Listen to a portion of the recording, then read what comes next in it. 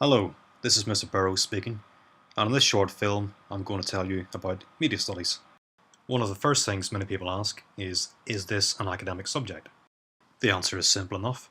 Yes, it's an A-level, it's not a B-Tech, it's not an AVCE. In both Year 12 and Year 13, that's AS and A2, it's 50% exam and 50% coursework. Students are also required to apply theory and critical analysis to the coursework unit. Is there a requirement for ICT skills or prior media studies experience? The simple answer is no. Students are trained in the use of software such as Final Cut Pro X, high-end video editing software used by the likes of the Coen brothers in Hollywood. Further assistance is available from a media technician who himself is an independent filmmaker. Our results have been consistently excellent, with 2/3 of students, roughly twice the national average, getting A star to B in the last 2 to 3 years. Every time we've entered media students' work for a national film festival, several have been selected. Media studies offers unique challenges and opportunities. Students are pushed to develop and excel in a range of skill sets. Some have used their media portfolios to get work straight from school, whilst others have reported having a significant leg up on their peers at university with the grounding they receive in theory, research skills, essay writing, etc. Media studies is truly multidisciplinary and straddles the humanities, arts and social sciences. At various stages we touch upon theories and ideas from economics, psychology, sociology, philosophy, literature, politics, linguistics and more. To take just one example, quite early in the AS we explore narrative theories by the likes of Propp, Todorov, Levi Strauss and Roland Barthes. The subject aims to enable students to both produce their own media texts and analyse media texts, the impact and influence of these, and the industrial processes and context involved. I could quite happily talk for an hour or more about the virtues of media studies, but more usefully, I'm going to very quickly show you an example of the sort of analysis we undertake. Our AS coursework task is to produce a film opening.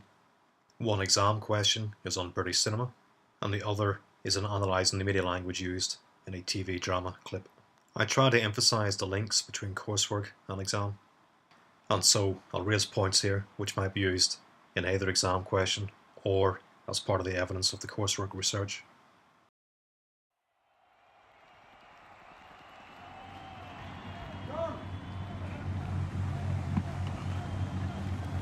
They're after you, they want you, mate.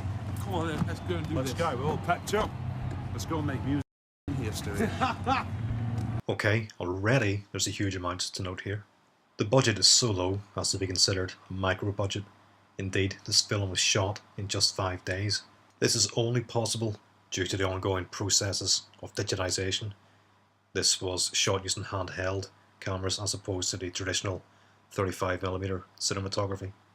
This befits the mockumentary genre, the shaky camera work actually providing verisimilitude, as well as fitting in the social realist tradition of low-budget British filmmakers such as Ken Loach and Mike Leigh. The comedy genre is clearly anchored by the mise-en-scene, the costume, the caravan, and not least, the paper sign. Oh yeah.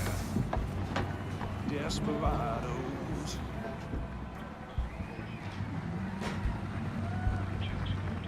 Sheffield-based Warp Films' highest budget to date has been £2.5 million on 4 lions. Major stars simply are not an option, let alone on this £48,000 budget.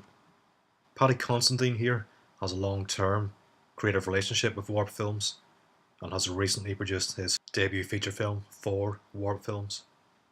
Distributors are reluctant to gamble on films without stars, and unsurprisingly this film failed to get a cinematic release. Indeed, you've probably never heard of it.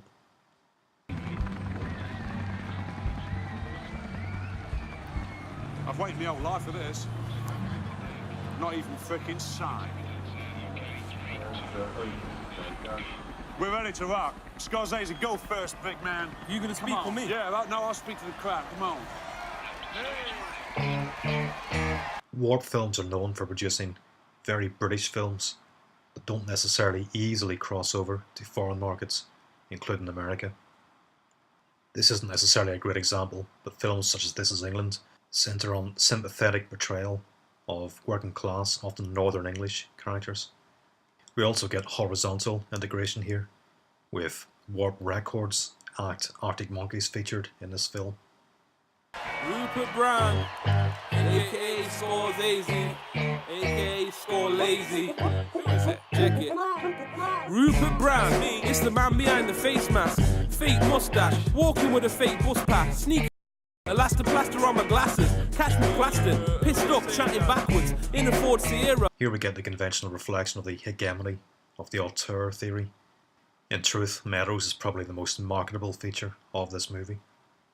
With leopard skin seats, my life's like an episode of Twin Peaks. Whilst the primary target audience might be considered youth, a reference to Twin Peaks here suggests that a secondary audience is rather more mature.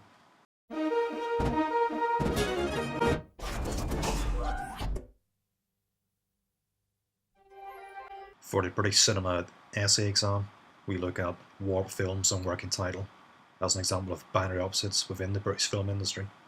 I've obviously sped up the idents, but you can see you've got Universal, you've got Studio Canal, you've got Miramax, as well as working title.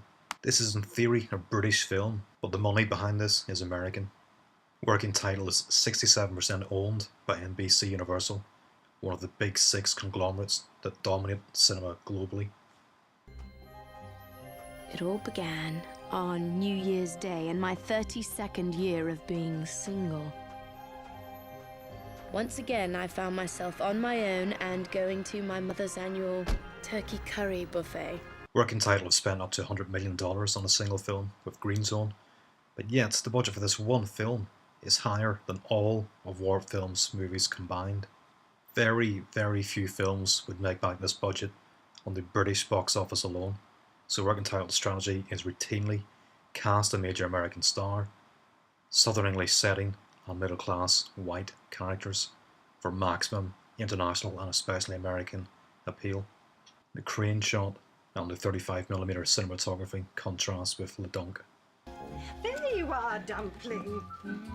My mum, a strange creature from a time when a gherkin was still the height of sophistication. Toilets, Pam. Hello, Bridget.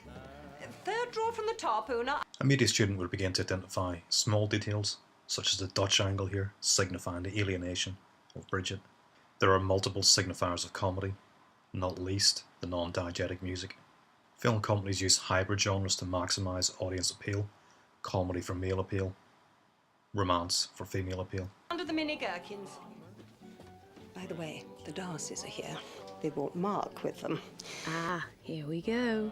That's only a fraction of what we could actually go into. I don't expect you followed all of that, but I hope it gave you a flavour of some of the work we do in media studies and some of the skills students will pick up. You can view this and all past coursework on our YouTube channel, IGS Media Studies. Well, I hope I'm not.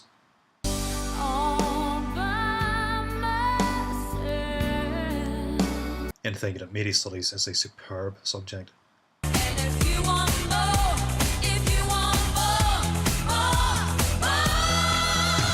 You can use our YouTube channel, you can try any of the 40 blogs I run, you can email me, and there's this 90-minute documentary on our media studies students from 2010 to 2012. The answer to the earlier question, by the way, is zero, none, nada. We'll scrutinise short clips of many films, but we don't watch any films entirely in class. Students can borrow a wide range of DVDs from the library, especially purchased for media students.